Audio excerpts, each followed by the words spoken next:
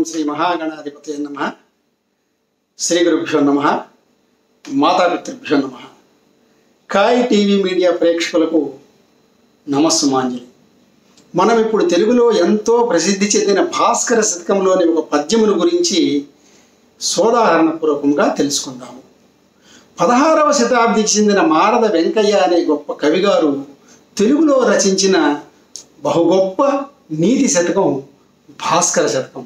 మారద వెంకయ్య గారు శ్రీకాకుళం, విజయనగరం ప్రాంతాల్లో ఎక్కువ కాలం నివసించారు.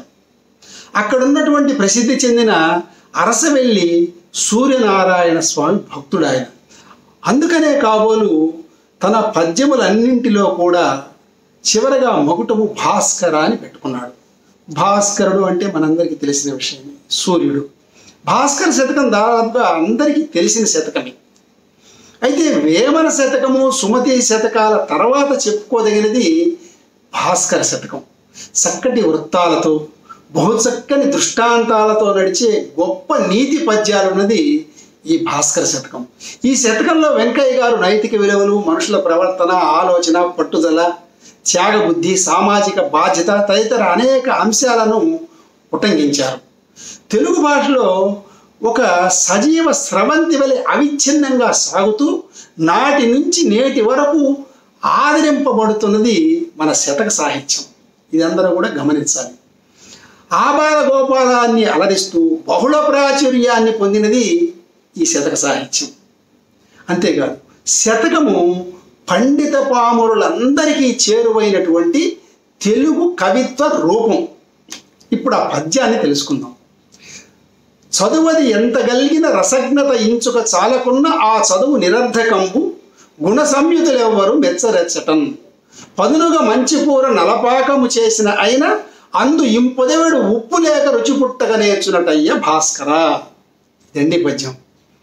ఆయన ఏమంటున్నాయంటే, తర్క మీమాంస న్యాయ వైశేషిక భాట ప్రావాకర వ్యాకరణాది షట్శాస్త్రములన్నీ చదివినా, అంటే ఎంత చదువు కలిగినా, రసజ్ఞత అంటే కళాభిరుచి లేకపోతే ఆ చదువు వ్యర్థం అంటున్నాడు. అంటే చతురత లేదా రసజ్ఞత లోపిస్తే అది సంభాషణ అయినా, కవిత్వమైనా ఎదుటి వారిని ఆకట్టుకోదయ్యా అని ఈ పద్యంలో మనకు తెలియజేస్తున్నాడు. అలాంటి దానిని బుద్ధిమంతులు కూడా మెచ్చరు అంటున్నాడు. గుణ సంయుతులు అంటున్నాడు కదా, బుద్ధిమంతులు మెచ్చరు. నలమహారాజు అంతటి నైపుణ్యముతో అన్ని రకాల పదార్థములు వేసి వంట వండిన అందులో రుచి కలిగించే ఉప్పును ఉప్పు అంటే లవణం, అంటే రుచి అని కూడా పేరుందిగా, అలాంటి ఉప్పును సమపాళ్లలో వెయ్యాలి. లేకపోతే ఆ కూర లేదా ఆ వంటకం రుచిగా ఉండదు కదా అంటున్నాడు. అంటే సమపాళ్లలో వంటలో ఉప్పు లేకపోతే ఎలా రుచి పుట్టదో అలాగే రసజ్ఞత ఉండాలా సంభాషణలో కానీ, కవిత్వంలో కానీ, అప్పుడే రాణిస్తుంది అని చెప్పి తెలియజేస్తున్నాడు. ఇక్కడ ఆయన రసజ్ఞత అంటే కళాత్మకమైన సౌందర్యాన్ని గుర్తించే జ్ఞానం అన్నమాట. చక్కగా పదాలు ప్రయోగించాడు. పదునుగా అంటే ఎక్కువ తక్కువ లేని సరైన పాకం అని అర్థం అన్నమాట. అలా ఉండాలా అంటాడు. అంటే ఎలాంటి శాస్త్ర గ్రంథము రచించినా, సంభాషణ చేసినా హృదయానికి హత్తుకునే విధంగా ఉండాలయ్యా. అలా ఉంటే బాగుంటుంది అని ఈ పద్యంలో మనకు చాలా చక్కగా దృష్టాంతం చెప్పి వెంకయ్య గారు వివరించారు. అంటే ఈ సందర్భంగా 1-2 తెలుగులో మంచి మంచి కవులు చేసిన సంభాషణలు కూడా మనం గుర్తు చేసుకుందామండి. చాలా తమాషాగా ఉంటాయి. ఏంటంటే, ఒకసారి ప్రముఖ కవులైనటువంటి శ్రీశ్రీ గారు, ఆరుద్ర గారు కలుసుకున్నారట.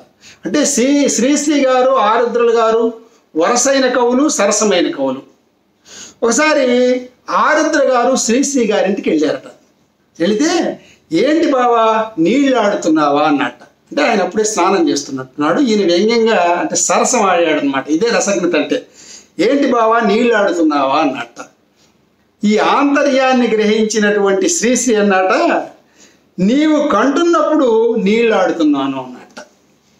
చూసారా శ్లేష, మనం ఇంగ్లీష్లో డబల్ మీనింగ్ అంటాం కదా. నీవు కంటున్నప్పుడు అంటే నీవు చూస్తున్నప్పుడు నేను స్నానం చేస్తున్నానయ్యా అని ఒక అర్థం.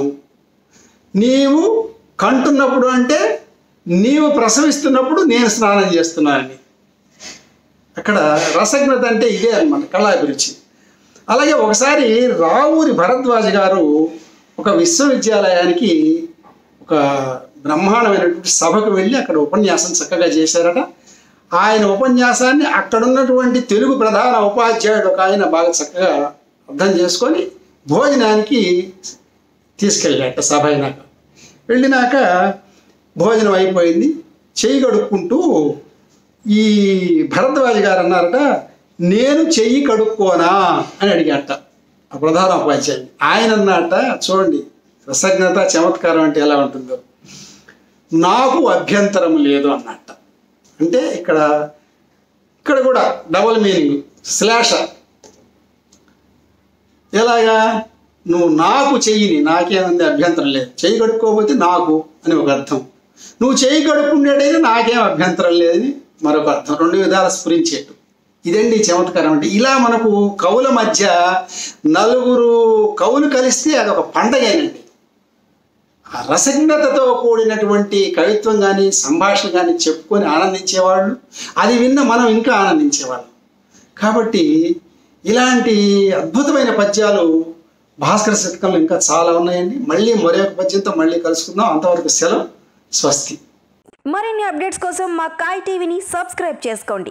మా వీడియో కనుక మీకు నచ్చినట్లయితే లైక్ చేయండి, షేర్ చేయండి. మీ విలువైన అభిప్రాయాలను కామెంట్ బాక్స్లో తెలియజేయండి.